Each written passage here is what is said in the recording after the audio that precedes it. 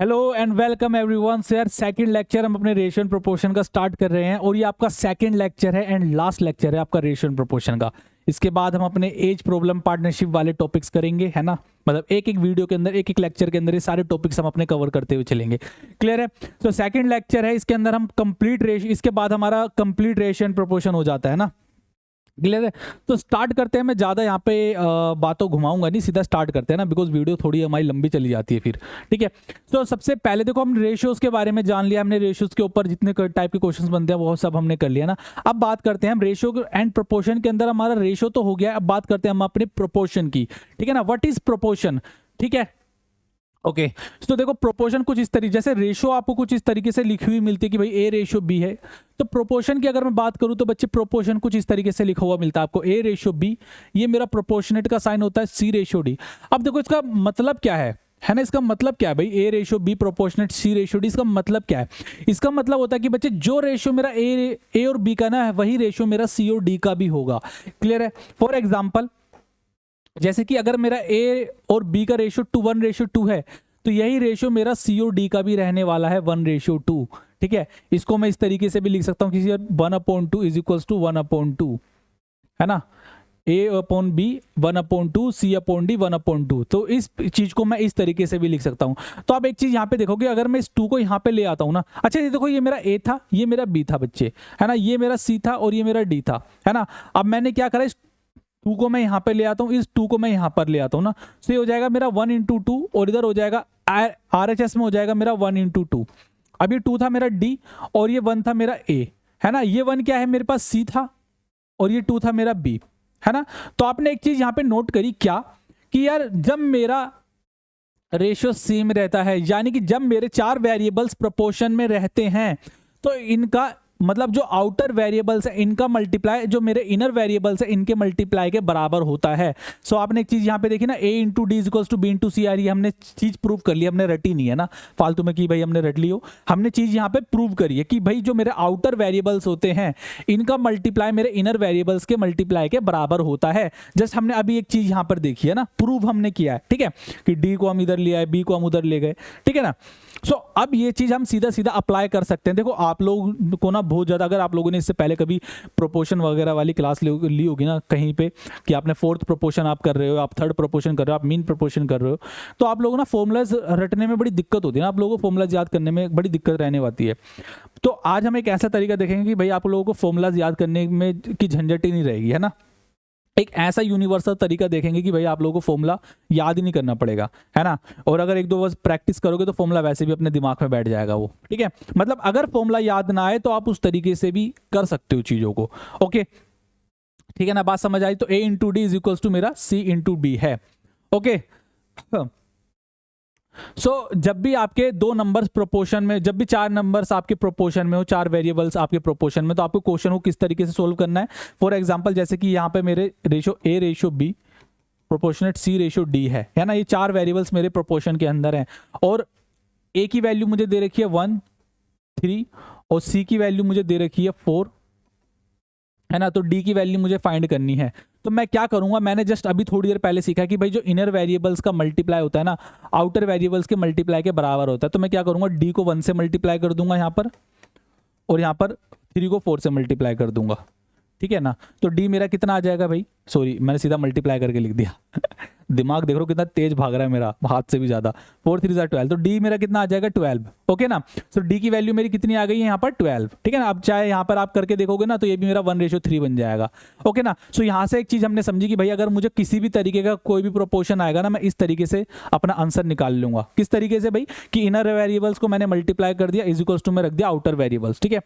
बस यही तरीका आप लोगों को ध्यान में रखना है, क्या, कि इनर वेरिएबल्स का मल्टीप्लाई। अगर मुझे प्रोपोर्शन निकालना है, प्रोपोर्शन का क्वेश्चन आ जाता है ना, चाहे वो कोई सा भी प्रोपोर्शन हो, चाहे वो 4th प्रोपोर्शन हो, मिड प्रोपोर्शन हो, है ना, चाहे आपका 3rd प्रोपोर्शन हो, मुझे करना क्या है, बस मुझे इनर वेरिएबल्स को मल्टीप्लाई करके आउटर वेरिएबल्स के इक्वल रख देना है। क्लियर है गाइज, बस यही मुझे करना है। बात आपको समझ आई। हम आगे बढ़ते हैं क्वेश्चन की ओर। सॉरी, अभी हम मीन प्रोपोर्शन, 3rd प्रोपोर्शन और इन सब के बारे में भी जान लेते हैं ना। तो देखो 3rd प्रोपोर्शन आपको कुछ इस तरीके से लिखा हुआ मिलेगा कि भाई आपको ए और बी वेरिएबल यहाँ पर मुझे गिवन कर दिया, ए और बी वेरिएबल मुझे यहाँ पर दे दिया, और 3rd में आपको एक्स लगा के दे देगा, है ना, कि भाई इस एक्स की वैल्यू बताओ या फिर मुझे थर्ड प्रोपोर्शन बताओ। तो आप करना क्या, देखो अभी हम फॉर्मूला जस्ट बनाएंगे, खुद बनाएंगे फॉर्मूला बना कैसे, ठीक है ना। बट अभी जो मैंने आप लोगों को चीज बताई है आप लोग उस पर स्टिक रहे, है ना। हमने क्या सीखा है कि अगर मुझे किसी का भी प्रोपोर्शन निकालना है, चाहे मुझे थर्ड प्रोपोर्शन निकालना है, चाहे मुझे फोर्थ प्रोपोर्शन निकालना है, चाहे मुझे मीन प्रोपोर्शन निकालना है, आपको करना क्या है, इनर वेरिएबल्स का multiply is equal to outer variables का मल्टीप्लाई, है ना। तो आप जो सोचोगे सर यहाँ पे मुझे थर्ड प्रोपोर्शन निकालना है, तो यहाँ पे तो मेरे 3 ही वेरिएबल हैं, है ना। अगर इन दोनों की वैल्यू को गिवन है तो ये मेरी कांस्टेंट टर्म हो जाएंगी, ठीक है ना। बट यहाँ पे मेरा 3 ही टर्म्स हैं, है ना, 4 टर्म्स तो है ही नहीं। अगर सर 4 टर्म्स होती तो मैं इस तरीके से अपना क्वेश्चन सोल्व कर लेती है ना। किस तरीके से सोल्व कर लेते भाई, इनर नंबर्स को मल्टीप्लाई कर लेता, आउटर नंबर के इक्वल्स टू में रख देता, क्लियर है। बट यहाँ पे तो 3 ही टर्म्स है, तो मैं क्या करूंगा, तो मैं आपको बताता हूँ को करना क्या है, बीच में से ना खींच के इसको डबल कर दो, है ना। ठीक है, जैसे कि यहां पर ये बी है ना, इसको क्या करो, इसको ना बीच में से खींच के बच्चे डबल कर दो, है ना। मतलब मिड में जो भी नंबर होगा ना, मिड में जो भी नंबर होगा, अगर वो 3 टर्म्स है तो आपको करना क्या है, मिड में जो भी नंबर होगा ना उसको खींच के डबल कर देना है, ओके। तो यहाँ पर देखो मेरा बी था, मैंने इसको खींच के ना डबल कर दिया, तो ये मेरा बी और बी हो जाएगा, और ये मेरा ए हो गया, ये मेरे पास एक्स हो गया, ठीक है। अब बिल्कुल वही चीज आ गई, 4 टर्म्स मेरे पास आ गई, जैसा भी हमने पढ़ा है बिल्कुल वही बन गया। तो हमें करना क्या है, सोल्व करने के लिए इनर वाले टर्म्स को मल्टीप्लाई कर देना है और आउटर वाले टर्म्स को मल्टीप्लाई कर देना और दोनों को रख देना है इक्वल्स टू में, है ना। यानी कि a into x is equals to B square हो जाएगा। सो एक्स की वैल्यू यानी कि जो मेरा थर्ड प्रोपोर्शन है, ये जो मेरा थर्ड प्रोपोर्शन है, इसकी वैल्यू मेरे पास आ जाएगी यहाँ पर बी स्केयर अपॉन ए, क्लियर है, बी स्केयर अपॉन ए, इसकी वैल्यू मेरे पास आ गई, ओके। फोर्थ प्रोपोर्शन तो आपका सीधा सीधा गिवन ही होगा, 3 टर्म्स आपको गिवन मिलेंगी ए बी सी, चौथी टर्म आपको बतानी है। तो आपको करना क्या है, कुछ नहीं करना, इनर वेरिएबल्स का, इनर टर्म्स का मल्टीप्लाई आउटर टर्म्स के मल्टीप्लाई के बराबर होगा, यानी कि a into x is equals to B into c, है ना। यहाँ से आपकी x की वैल्यू आ जाएगी, यानी कि आपका फोर्थ प्रोपोर्शन आपको निकालना है। बात समझ आइए आप लोगों को, ठीक है। अब देखो बात करते हैं अपने मीन प्रोपोर्शन की। अच्छा देखो मैं कुछ यहाँ पे डिफरेंट तो नहीं कर रहा ना, मैंने आपको एक ही चीज बताई है कि भाई इनर टर्म्स के मल्टीप्लाई मेरा आउटर टर्म्स के मल्टीप्लाई के बराबर होगा, है ना। यही चीज तो बताइए मैंने आप लोगों को, है ना। इसी के थ्रू मैंने अपना ये फॉर्मूला बना दिया आप लोगों का, यही फॉर्मूला आप लोगों को बुक्स में लिखा हुआ मिलेगा, है ना, कि भाई देखो थर्ड प्रोपोर्शन मेरा इतना होता है, ठीक है। यही फॉर्मूला आपको बुक्स में लिखा हुआ मिलेगा, ओके। अब देखो मीन प्रोपोर्शन हम यहाँ पे बना, देखो फॉर्मूला हम खुद डेवलप करेंगे, फॉर्मूला खुद बनाएंगे, ओके। हमने जस्ट अभी पढ़ा है कि इनर टर्म्स का मल्टीप्लाई मेरा आउटर टर्म्स के मल्टीप्लाई के बराबर होता है, ठीक है। अब देखो मीन प्रोपोर्शन जब आपसे पूछेगा ना तो आपसे बोलेगा कि भाई इसका मीन प्रोपोर्शन बताओ ए और बी का, है ना। मीन का मतलब होता है बच्चे मिड में, बीच में। तो बीच में मैं क्या कर दूंगा, एक्स लगा दूंगा यहाँ पर, है ना। थर्ड का मतलब होता है बच्चे, थर्ड का मतलब होता है थर्ड नंबर पर, है ना। फोर्थ का नंबर होता है फोर्थ प्लेस पर। मीन का मतलब होता है मिड में, है ना, मिड में वैल्यू। अब देखो मुझे क्वेश्चन सोल्व करने के लिए चाहिए 4 वेरिएबल, यहां पर मेरे पास है 3, है ना, 3 टर्म कह लीजिए। यहां पर मेरे पास मुझे 4 टर्म्स चाहिए बट मेरे यहाँ पे 3 ही है, तो मैं क्या करूँ, बीच में से खींच के इसको एक्सपेंड कर दूंगा, यानी कि 4 में बना दूंगा। तो ये मेरा एक्स और बी हो जाएगा। तो मैंने क्या सीखा है अभी कि इनर का मल्टीप्लाई आउटर के मल्टीप्लाई के बराबर होता है, क्लियर है। So x square is equals to a into b, x की वैल्यू हो जाएगी अंडर रूट ए बी, ठीक है। बात समझ आए आपको, अंडर रूट ए बी। तो ये मेरा होता है बच्चे मीन प्रोपोर्शन, ठीक है। अब बात आती है हमारी मिक्स प्रोपोर्शन। तो ये जो पढ़ेंगे हम अपने टाइम एंड वर्क के अंदर पढ़ेंगे, ठीक है, टाइम एंड वर्क। आप लोगों ने ना बहुत सारे बच्चों ने वो वाले क्वेश्चंस करे होंगे कि एक वीमेन और एक बच्चा किसी काम को इतने दिन के अंदर करता है ना, 10 डेज में करता है, तो बताओ एक चिल्ड्रन उस वर्क को कितने डेज के अंदर करेगा। वो सारे कंसेप्ट ना हमारे इस मिक्स प्रोपोर्शन से बनते हैं, ठीक है। तो ये हम टाइम एंड वर्क के अंदर करेंगे, ठीक है। बाकी उम्मीद करता हूँ आप लोगों को ये समझ आएगा, कुछ नहीं था इसके अंदर, है ना। हमने जस्ट एक ही छोटी सी टर्म पढ़ी है, क्या कि इनर टर्म्स का मल्टीप्लाई मेरे आउटर टर्म्स के मल्टीप्लाई के बराबर होता है, और वही हम यहाँ पे करते आ रहे हैं। थर्ड प्रोपोर्शन बोलेगा आप लोगों से, एक बार मैं चीजें समअप कराता हूँ। थर्ड प्रोपोर्शन आपसे बोलेगा तो मैं थर्ड में एक वेरिएबल लगा दूंगा, और बीच में से मतलब तीन वेरिएबल्स मेरे पास हैं, और मैंने सीखा भाई 4 वेरिएबल्स को सोल्व करना। तो मैं क्या करूंगा, इसको खींच के बड़ा कर दूंगा भाई, डबल कर दूंगा। तो मैंने क्या किया, अंदर वालों को मल्टीप्लाई बाहर वाले से इज इक्वल टू में रख दूंगा। थर्ड प्रोपोर्शन की वैल्यू आ जाएगी बी स्क्वायर अपॉन ए। इसी तरीके से फोर्थ भी है, इसी तरीके से मीन भी है ना, मीन प्रोपोर्शन। तो अब आप लोगों का देखो फॉर्मूला याद करने करने का झंझट खत्म हो गया कि सर थर्ड प्रोपोर्शन का फॉर्मूला क्या होता है, मीन प्रोपोर्शन का फॉर्मूला होता है। हालांकि इतना मुश्किल नहीं है, बट एंड टाइम पे बच्चों को याद नहीं आता, तो आप लोग इस तरीके से क्वेश्चन कर सकते हो, है ना। बात समझ आ रही है आप लोगों को? ओके, अब देखो, आप करते हैं अपने क्वेश्चंस। हमें यहाँ पर फोर्थ प्रोपोर्शन फाइंड करना है कि भाई यहाँ पर फोर्थ प्रोपोर्शन क्या होगा। ये जो 3 क्वेश्चंस है मेरे पे, यहाँ पर मुझे फोर्थ प्रोपोर्शन फाइंड करना है। ओके, ठीक है जी। सो ए इज 0.75 रेशियो एक्स, प्रोपोर्शनेट का साइन यहाँ पे आ गया, और 5:8, ये मेरा प्रोपोर्शनेट है, 1 नहीं है। ठीक है, मुझे यहाँ पर x की वैल्यू फाइंड करनी है ना, x की वैल्यू फाइंड करनी है। कुछ नहीं करना भाई, इन दोनों को मल्टीप्लाई कर देना है और इन दोनों को मल्टीप्लाई कर देना बाहर और इक्वल्स टू में रख देना, यानी कि 5 × x is equals to 0.75 × 8। Clear है? पॉइंट हटाऊंगा, अपॉन में 100 आ जाएगा, है ना। 25 3 ज़ा 25 4 ज़ा, है ना, 4 2 ज़ा 8 हो गया मेरे पास, और हाँ 4 2 ज़ा 8। क्लियर है? सो x की वैल्यू आ जाएगी मेरी 6/5। क्लियर? कितना ही मुश्किल था ये, है ना। हम बस एक ही चीज हमने सीखी है, उसके अकॉर्डिंग हम अपने सारे क्वेश्चन कर रहे हैं ना। ये वाला क्वेश्चन आप लोगों का होमवर्क में सेम क्वेश्चन है, बस वैल्यू चेंज है, तो सेम क्वेश्चन है आप लोगों का होमवर्क में। ठीक है ना। अब मैं इस क्वेश्चन का आंसर करके दिखाता हूँ आप लोगों को। सी, आपको यहाँ पे फोर्थ प्रोपोर्शन बताना है ना। सी, ओके, सी के लिए थोड़ा दूसरा कलर ले लेते हैं। ठीक है जी, सी आपको यहाँ पर फाइंड करना है। आपको फोर्थ प्रोपोर्शन बताना है ना, 3 4 6 का फोर्थ प्रोपोर्शन आपको बताना है, तो फोर्थ प्लेस पर मैं अपना एक्स लिख देता हूँ। ओके ना, फोर्थ प्रोपोर्शन बताना है तो फोर्थ प्लेस पे लिख दिया। अगर यहाँ पे मुझे बताना लिखा होता थर्ड प्रोपोर्शन तो मैं थर्ड पे लिख देता। अगर लिखा होता भाई मिड प्रोपोर्शन बताओ, मीन प्रोपोर्शन बताओ, तो मैं बीच में लगा देता एक्स अपना। क्लियर है? वही चीज, वही घिसी पिटी चीज जो अभी हमने सीखी है, क्या कि इनर वाले को मल्टीप्लाई कर दूंगा बाहर वाले से। सो 6 × 4 इज इक्वल टू 3 × x। ठीक है, 3 2 ज़ा 6 हो गया, x की वैल्यू आ जाएगी मेरे पास 4 2 ज़ा 8। बताओ कितना मुश्किल था, कितने बच्चों को ये मुश्किल लगा, है ना। कितना आसान था ये, है ना। आगे बढ़े, आगे बढ़ते हैं गाइस, है ना। इसका आंसर आप लोग जरूर करिएगा। अब देखो, आपको थर्ड प्रोपोर्शन यहाँ पे बताना है ना। थर्ड प्रोपोर्शन कितना ही मुश्किल होगा, है ना। 16 कलर दूसरा ले, क्या दूसरा कलर लेते हैं ना, दो कलर यूज करते हैं ताकि आप लोगों को थोड़ा सा डिफरेंस दिखे यहाँ पर। सो ए है, ये मेरे पास ए है, और दिस इज बी। आपको यहाँ पे थर्ड प्रोपोर्शन बताना है, तो थर्ड प्रोपोर्शन में हमने क्या करना था कि थर्ड पे एक वेरिएबल लगा देंगे। मैंने एक्स यहाँ पर लगा दिया। अब कुछ नहीं करना बच्चे, 24 को डबल कर देना है ना, यानी कि 60 24 24 और एक्स 24, ये हो जाएगा मल्टीप्लाई, और ये मेरा एक्स हो जाएगा। तो 16 × x is equals to 24 × 24। Okay, 4 से कैंसिल करूंगा, 4 4 ज़ा 16, 4 6 ज़ा 24, 4 6 ज़ा 24। सो एक्स की वैल्यू आ जाएगी मेरी 36। बात समझ आई आप लोगों को? क्लियर है ना। तो अगर फॉर्मूला ध्यान में नहीं आता है तो भाई इस तरीके से बेस्ट अप्रोच है, इस तरीके से आप लोग क्वेश्चन कर सकते हो ना। रटने का काम सारा अपनी वोकैब मतलब इंग्लिश के अंदर करें, है ना। यहाँ पे सारे समझने का काम करें आप लोग। ठीक है,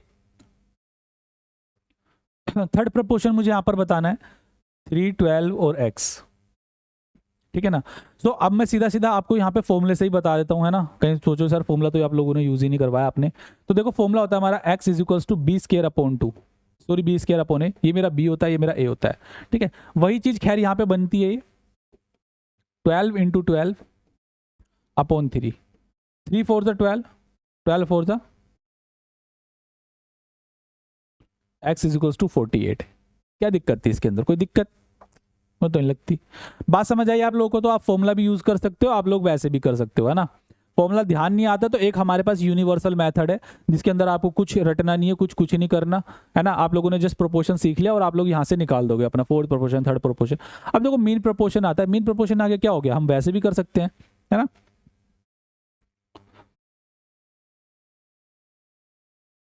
मीन प्रोपोर्शन ऑफ 654, है ना, इसका मुझे मीन प्रोपोर्शन बताना है।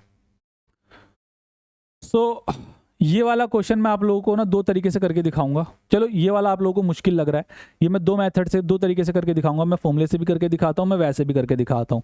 ये आप लोगों का होमवर्क में रहेगा। आसान वाला मैंने आप लोगों को होमवर्क में दिया है। मुझे पता है जनरली बच्चे से डर के मतलब देख के डर जाते, कोई बात नहीं भाई, है ना। अपना लेक्चर तो प्रॉपर रिकॉर्ड हो रहा है। हेलो हेलो, ठीक है, हेलो ठीक है गाइस। तो ये मुझे करना है मीन प्रोपोर्शन। तो मुझे मीन प्रोपोर्शन किसका निकालना है, 0.02 एंड 0.32 का मुझे मीन प्रोपोर्शन निकालना है, यानी मिड प्रोपोर्शन निकालना है। मैं क्या करूंगा, इसके बीच में x लगा दूंगा, है ना, बीचों बीच यहाँ पर मैं x पुट कर दूंगा यहाँ पर। तो 0.02 x मेरा 2 बार आ जाएगा, x और x, बिकॉज मुझे खींच के एक्सपेंड भी तो करना है ना, इसको डबल कर देना है। और 0.32 है ना, मैंने इसको मल्टीप्लाई कर दूंगा और इसको मल्टीप्लाई कर दूंगा, दोनों को मैं इक्वल्स टू में लिख दूंगा। So x square is equals to 0.02 multiply 0.32।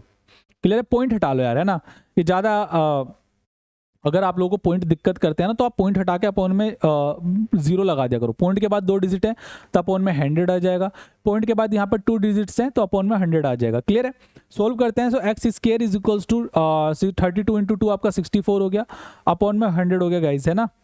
ठीक है, अब रूट लगा लीजिए, यहाँ पर स्क्वायर हटेगा यहाँ से, यहाँ पर रूट बन जाएगा, तो अंडर रूट 64 अपॉन 100। क्लियर है, देखो आप लोगों को कंफ्यूजन ना हो, इस वजह से मैं इतने सारे स्टेप लिख रहा हूँ। ठीक है, वरना आप लोग खुद सी एफर्ट से सारे स्टेप कम भी कर सकते हो। सो x इज इक्वल्स टू आपका 64 किसका स्क्वायर होता है, 8 का स्क्वायर होता है, तो यहाँ पर 8 आ जाएगा अपॉन में 10। सो x की वैल्यू मेरी आ जाएगी 0.8। क्लियर है, बात आई समझ आपको, है ना, बात क्लियर है गाइज। ओके, अब हम आते हैं अपने फॉर्मूले से ट्राई करते हैं इसको। फॉर्मूला कुछ ही नहीं है, फॉर्मूला भी हमने पढ़ रखा है। जो मेरा मीन प्रोपोर्शन होता है बच्चे, जो मेरा मीन प्रोपोर्शन होता है वो होता है मेरा under root A B. Clear है, आपका a 0.02 हो गया, b मेरा 0.32 हो गया, है ना। तो 0.02 इंटू 0.32। क्लियर है, पॉइंट हटाऊंगा अपॉन में 100 आ जाएगा, पॉइंट हटाऊंगा अपॉन में यहाँ पर भी 100 आ जाएगा। तो अंडर रूट 64 अपॉन 100, है ना, रूट से बाहर लाऊंगा तो 8 अपॉन में 10 हो जाएगा। सो 0.8 मेरा यहाँ पर आंसर है। क्लियर है गाइज, सो उम्मीद करता हूँ आप लोगों को समझ आया होगा यहाँ पर, है ना। और ये जो मीन प्रोपोर्शन का डर आप लोगों के अंदर बना होगा कि सर फॉर्मूलाज याद नहीं रहते, वो उम्मीद करता हूँ खत्म हो गया होगा, है ना। ये वाला क्वेश्चन आप लोगों का होमवर्क में कमेंट में इसका आंसर जरूर करिएगा। ओके, और दोनों तरीके से आप लोग ट्राई करने की कोशिश करिएगा यहाँ पर।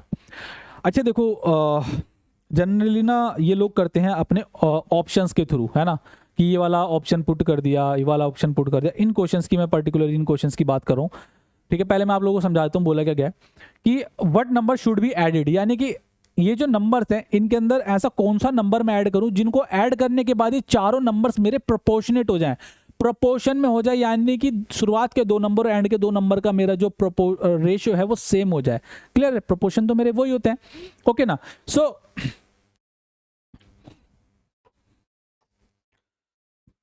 5 के अंदर ऐसा कौन सा नंबर ऐड करता हूं मैं, 13 के अंदर बच्चे ऐसा कौन सा नंबर ऐड करता हूं मैं, 22 के अंदर मैं एक ऐसा नंबर ऐड करता हूं, एंड 47 के अंदर भी मैं x नंबर ऐड करता हूं। ठीक है, तो इस x को ऐड करने से होता क्या कि जो इसका रेशियो और इसका रेशियो सेम होता है, यानी कि चारों मेरे प्रोपोर्शनेट हो जाते हैं ना, प्रोपोर्शन के अंदर आते हैं।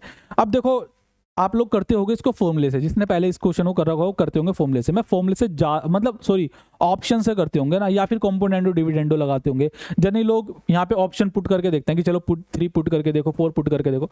मैं बेस्ट अप्रोच यहाँ पे बताऊंगा आप लोगों को, है ना। ऑप्शन पुट करने का झंझट ही खत्म, है ना, आप सीधा वैल्यू लगाओगे। देखो 4 ऑप्शन वैसे पुट करोगे यहाँ पे, है ना, थोड़ा टाइम तो लगेगा। ठीक है, बट कभी कभार ये भी 4 ऑप्शन आपसे तब पुट कर पा रहे हो जब आपसे सीधा सीधा x की वैल्यू पूछी है। बट कभी कभार होता है ना, सीधा x की वैल्यू नहीं पूछता, वो कहेगा कि भाई x का डबल बताओ, x का ट्रिपल बताओ, या फिर x का 2x + 5 बताओ। तो यहाँ पे जो आंसर मिला होगा ना वो 2x + 5 का आंसर मिला होगा, तो फिर आप ये सीधी वैल्यू यहाँ पे पुट भी नहीं कर पाओगे। फिर आप कैसे करोगे, है ना, फिर फंस जाओगे आप लोग। ठीक है, तो मैं आपको एक ऐसा तरीका बता रहा हूं कि जिससे आप सीधी सीधी x की वैल्यू निकाल पाओगे। क्लियर है, और तरीका बहुत ज़्यादा इजी है। क्या करना है आप लोगों को, ये जो शुरुआत के नंबर्स हैं इनके बीच का डिफरेंस ले लेना है। इनके बीच का डिफरेंस आ जाएगा 8। ठीक है, अगर मैं यहाँ पे देखता हूं तो इनके बीच का डिफरेंस कितना है भाई 25, है ना। तो करना क्या है, इस 25 को मैं इस ऊपर वाले जो मेरे पास न्यूमेटर है इससे मल्टीप्लाई कर दूंगा, और इस 8 को मैं इस न्यूमेटर से मल्टीप्लाई कर दूंगा। बस आपको इतना सा ध्यान करना है कि भाई मैंने यहाँ पे डिफरेंस लिया, यहाँ पर डिफरेंस लिया, इस 25 को मैं इस ऊपर वाले न्यूमेटर से मल्टीप्लाई कर दूंगा, इस 8 को मैं यहाँ पर मल्टीप्लाई कर दूंगा। बस इतना सा आप लोगों को काम करना है। ठीक है, बाकी वही फिर कैलकुलेशन अपनी, ठीक है। 25 को मैं यहाँ पर 5 से मल्टीप्लाई करता हूँ, 125 आएगा, plus 25x is equals to 8 को मैं 12 से मल्टीप्लाई करूंगा, 8 to the 16, 8 to the 16, 176 plus 8x। Clear है ना। अब 8x को यहां पे ले आइए, 125 को वहां ले जाइए, है ना। ये मेरा 17x हो जाएगा। 125 में इसमें से माइनस करूंगा 1 एंड दिस इज 51, तो x की वैल्यू मेरे पास आ जाएगी 3। ठीक है, कितना इजी था ये, है ना। अब आप लोग पुट करते हैं, सर 3 पुट करा मैंने, फिर 3 का ये बन रहा है, फिर यहाँ पे मैं पुट करूंगा 3, ठीक है, नहीं बना, है ना। मतलब यहाँ पे चलो बाय डिफॉल्ट ये 3 से मतलब आ गया, इसमें आपकी किस्मत चलेगी 3 बन गया, बट अगर ये 3 अगर यहाँ पे लगा होता, है ना, आपको थोड़ी ना पता कि यही एक आंसर है। तो अगर आपको पता होता कि यही आंसर है तो मेरा फिर तो आप चेक भी नहीं करोगे, सीधा लगा दोगे। क्लियर है। सो बेस्ट अप्रोच है गाइज ये वाले इस क्वेश्चन को करने की, है ना। अब देखो नंबर थोड़े से बड़े हैं, और जब बड़े नंबर आते हैं तो ऑप्शन पुटिंग हमारी फिर भी थोड़ी मुश्किल हो जाती है। तो ये जो मैंने अप्रोच बताई है आप लोगों को, ये इसमें भी बहुत ज़्यादा इफेक्टिव है।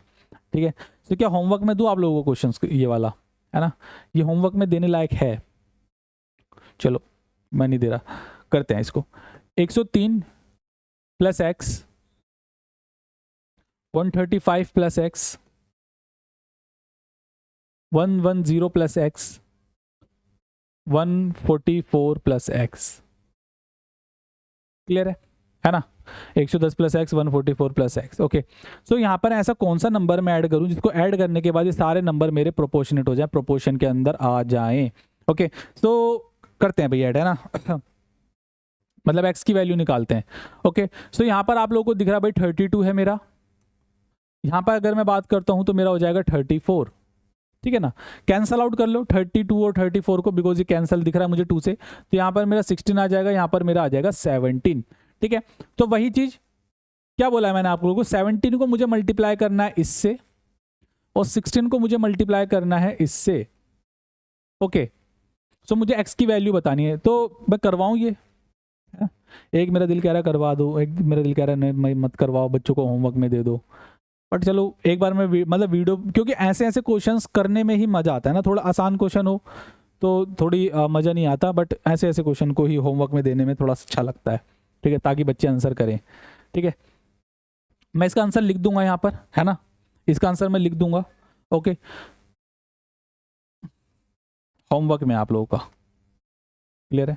अच्छा, इसकी पीडीएफ का आप लोगों को डाउट रहेगा, सर इसकी पीडीएफ वगैरह कहाँ मिलेगी, है ना। पीडीएफ के अंदर इसका आंसर आप लोगों को लिखा हुआ मिलेगा। इसकी पीडीएफ बच्चे आप लोग मेरा टेलीग्राम चैनल ज्वाइन कर लेना, है ना। पीडीएफ में आप वहीं अपलोड कर दूंगा यहाँ पर इसकी, है ना, मतलब जितने भी मैं लेक्चर दे रहा हूँ मैं उन सारी पीडीएफ उनकी वहीं उस टेलीग्राम चैनल पर डाल दूंगा। ठीक है, टेलीग्राम चैनल कौन सा है अपना, एक बार मैं आप लोगों को दिखा देता हूँ। ये रहा अपना क्वांट LIDI की महफिल, है ना। पूरा मैं यहाँ पर आप लोगों को कंटेंट देता रहता हूँ, पूरा मैं यहाँ पर आप लोगों को अपना यहाँ पर पीडीएफ्स वगैरह भी अपलोड कर दूंगा। ठीक है ना, तो इसको ज्वाइन कर लेना, वीडियो के डिस्क्रिप्शन में इसका लिंक मिल जाएगा आप लोगों को। ठीक है, सारी इन्फॉर्मेशन वगैरह के लिए आप ये ज्वाइन कर सकते हो। अब आते हैं अपने क्वेश्चन के ऊपर।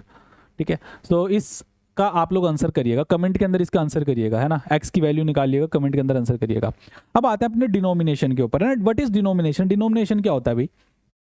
देखो, आपके पर्स के अंदर, है ना, आपके पर्स के अंदर कितने सिक्के हैं और उनको मिला के कितने रुपए हो रहे हैं, ये मेरा डिनोमिनेशन होता है। कंफ्यूज हो गए ना, अलिट्रेशन कहते हैं इसको, है ना, कि एक जैसे वर्ड जब बार बार यूज होते हैं ना, बोले नहीं जाते। मैंने बोला कि आपके पर्स में कितने सिक्के हैं या कितने नोट हैं, है ना, और कितने के सिक्के हैं। फॉर एग्जाम्पल 5 के सिक्के हैं, 5 के 2 सिक्के हैं, 5 के 10 सिक्के हैं, है ना, 5 के 2 सिक्के हो गए फॉर एग्जाम्पल, 10 के 3 सिक्के हो गए, है ना। ओके, 1 के 5 सिक्के हो गए, 2 के 2 सिक्के हो गए, है ना।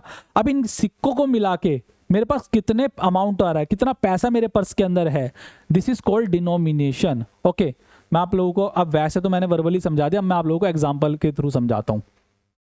डिनोमिनेशन, डिनोमिनेशन जैसे कि मेरे पास यहाँ पर 1 रुपये, 5 रुपये, है ना, और 2 रुपये के, 1 रुपये के मेरे पास 10 सिक्के हैं, 10 कॉइन्स हैं, ₹5 के मेरे पास 5 कॉइन्स हैं, ₹2 के मेरे पास 20 कॉइन्स हैं। यहाँ पर मैं नंबर ऑफ कॉइन्स की बात कर रहा हूँ। यहाँ पर मैं बात कर रहा हूँ बेटा नंबर ऑफ कॉइन्स। यहाँ पर मैं बात कर रहा हूँ, ये होता है मेरा डिनोमिनेशन। ये तो मैं खैर मेरा डिनोमिनेशन मैंने लिख ही दिया, डिनोमिनेशन है ना। जो नंबर्स को, सिक्कों को, ये पैसों को जिस नाम से डिनोट किया जाता है वो मेरे डिनोमिनेशन होते हैं, है ना। अब डिनोमिनेशन और नंबर ऑफ कॉइन्स को मल्टीप्लाई करने के बाद आता है मेरा अमाउंट। डिनोमिनेशन और नंबर ऑफ कॉइन्स को मल्टीप्लाई करने के बाद आता है मेरा अमाउंट। तो 1 को मैंने 10 से मल्टीप्लाई करा, ₹10 यहाँ पर हो गए मेरे पास, 5 5 से 25, ₹25 मेरे पास यहाँ पर हो गए, ₹40 मेरे पास यहाँ पर हो गए।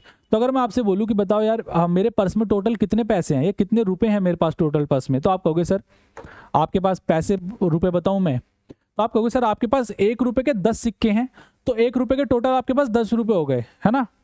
सर आपके पास ₹5 के 5 सिक्के हैं, तो टोटल ₹5 के आपके ₹25 हो गए, है ना। ओके, जब आपने मेरा पर्स खाली किया ना तो इस तरीके से आप लोगों के निकले, है ना। इनकम टैक्स की रेड पड़ी मेरे पर्स के अंदर, है ना, ये सब इतने पैसे ही मिले। ओके, सो ₹2 के आपके 20 सिक्के हैं, तो टोटल कितने रुपए हो जाएंगे, ₹40 हो जाएंगे, है ना। ₹10 मेरे एक के हैं, ₹25 मेरे 5 के हैं और ₹40 मेरे 2 के हैं। तो टोटल मेरे पास पर्स में कितने पैसे हो गए, आप लोग इनको ऐड कर लोगे, है ना। 50 25 ₹75 मेरे पास टोटल अमाउंट हो गया, ठीक है। अब क्वेश्चन में क्या करेगा, कभी आपसे ये अमाउंट पूछ लेगा, कभी आपसे सिक्के कॉइन्स पूछ लेगा, इस तरीके से चीजें पूछ लेता है ना क्वेश्चन के अंदर। कभी ये मिस कर देगा, इन तीनों में से कुछ भी वो मिस करके दे सकता है ना। अंडरस्टैंडिंग ये थी। ओके, अब अच्छा एक बात मुझे बताओ, अगर आपसे अगर आपसे ये पूछने के लिए बोलेगा तो आप क्या करोगे। अगर आपसे ये पूछने के लिए बोलेगा तो आप इन दोनों को मल्टीप्लाई करके लिख दोगे। अगर आपसे ये पूछने के लिए बोलेगा तो आप क्या करोगे, इस tan को 1 से डिवाइड कर दोगे, है ना। ठीक है ना, वही कंसेप्ट है हमारा a = b × c वाला, है ना। जब आपसे ये पूछेगा तो इन दोनों को मल्टीप्लाई कर दोगे, है ना, उसकी तरह ही है। अगर आपसे b पूछेगा तो आप क्या करोगे, a को c से डिवाइड कर दोगे। अगर आपको से c पूछेगा तो आप क्या करोगे, a को b से डिवाइड कर दोगे, यही चीज है। ओके, सो अब बढ़ते हैं अपने क्वेश्चंस की ओर। देखो एक बैग है ना, यहाँ पर मैं अपने पर्स की बात कर रहा था बट यहाँ पर अपना बैग है। एक बैग है जिसके अंदर आपके ₹5, ₹2 और ₹1 के सिक्के हैं। रेशो क्या है बच्चे इन सिक्कों का, 2:3:4। The total sum of money in the bag is 200। Okay, find the number of ₹2 coins in the bag. Okay, तो ₹2 के सिक्कों की संख्या कितनी है इस बैग के अंदर, है ना। नंबर ऑफ ₹2 कॉइन्स कितने हैं, तो जो हमने समझ रखा है ना, एक बार हम वो बनाते हैं। ओके, हमने क्या समझा है, हमने किस तरीके से चीजें समझी हैं, किस तरीके से हमने इस तरीके क्वेश्चंस को अपने दिमाग में बिठाया है ना, वो हम देखते हैं। हम सबसे पहले लिखेंगे डिनोमिनेशन, है ना। सबसे पहले लिखेंगे हम अपने डिनोमिनेशन क्या है, कितने कितने रुपए का, 50 5 2 1 ₹5, क्या क्या लिख रहा हूं ये मैं,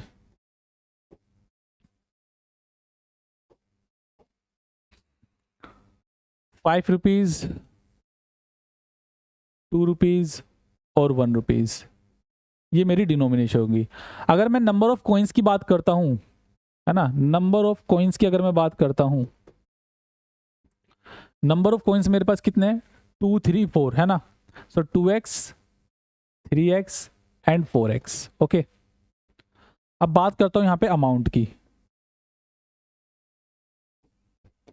है ना।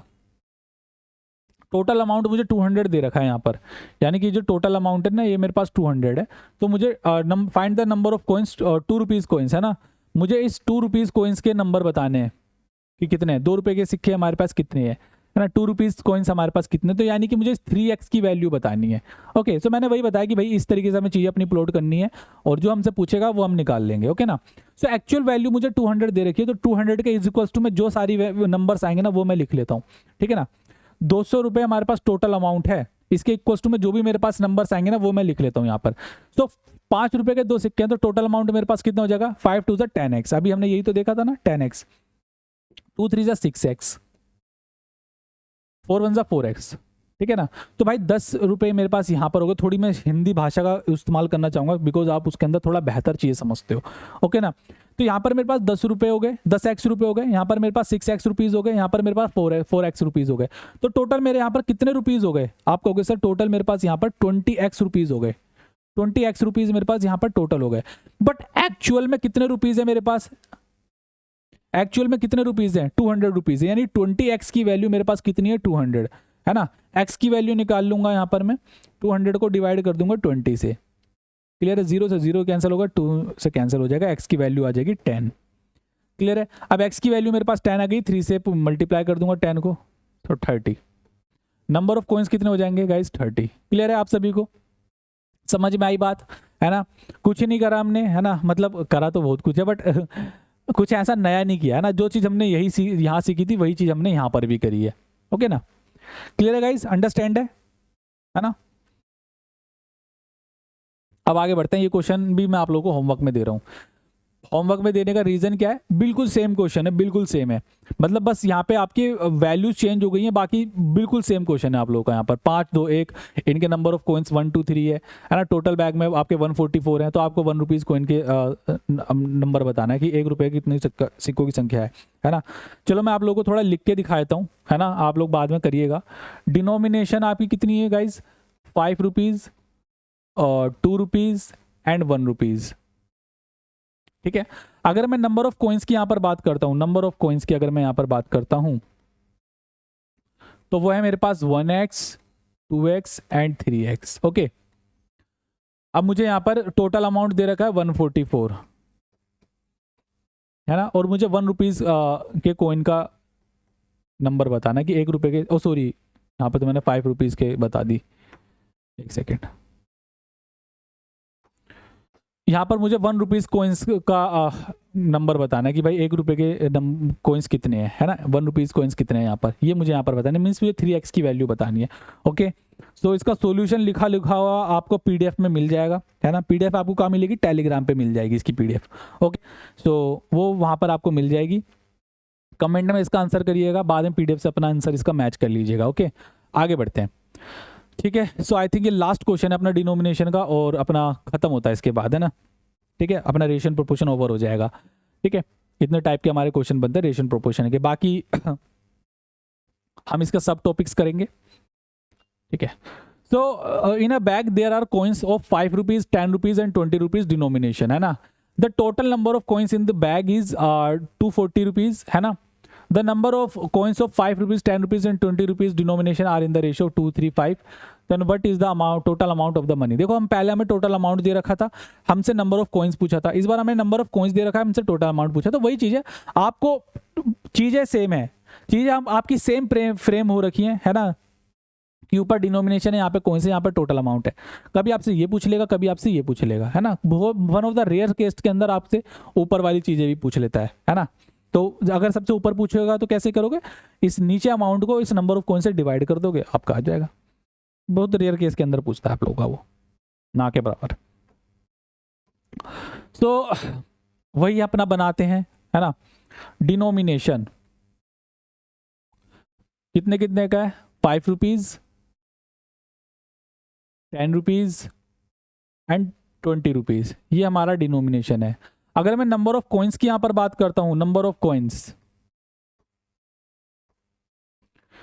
तो ये मेरे रेशियो दे रखा है नंबर ऑफ कॉइन्स का 2:3:5, है ना। तो 2x 3x एंड 5x, ये मेरा नंबर ऑफ कॉइन्स का रेशियो है। अच्छा देखो, ठीक है, नहीं कुछ नहीं। अब मुझे यहाँ पर अमाउंट बताना है ना। अमाउंट मुझे यहाँ पर बताना है कि total amount of money in the bag, total amount कितना है बैग के अंदर, ठीक है। तो वो मुझे यहाँ पर बताना है, पहले मुझे अमाउंट गिवन था, अब मुझे अमाउंट फाइंड करना है, ओके। सो अब मुझे देखो टोटल नंबर ऑफ कॉइन्स कितने गिवन है, टोटल नंबर ऑफ कॉइन्स मुझे यहाँ पर 240 गिवन है ना, टोटल नंबर ऑफ कॉइन्स, ये मुझे 240 गिवन है टोटल नंबर ऑफ कॉइन्स। देखो ये actual value total number of coins की, जो हमने वैल्यू हमें रेशो में गिवन है वो एक बार हम देख लेते हैं कितनी वैल्यू है। तो 2 3 5 एंड 5, तो total number of coins in ratio कितना है भाई, 10x, which is equals to 240। So एक x की वैल्यू कितनी आ जाएगी भाई, x की वैल्यू आ जाएगी मेरे पास 24, है ना। x की वैल्यू कितनी आ गई, 24, ओके ना। अब आपको टोटल अमाउंट यहाँ पर बताना है कि भाई टोटल अमाउंट कितना होगा, ओके। टोटल अमाउंट यहाँ पे फाइंड करना है, तो पहले मैं देख लेता हूँ 5 रुपए का टोटल अमाउंट कितना भाई, 10x है। 10 रुपीज का टोटल अमाउंट कितना है आपका, 30x है। और 20 रुपीज का टोटल अमाउंट कितना है भाई, 100x है ना। आपको टोटल अमाउंट यहाँ पे बताना है, तो टोटल अमाउंट कितना हो जाएगा मेरे पास 140x, ओके ना। सो 140 इंटू एक्स की वैल्यू कितनी है भाई 24, है ना।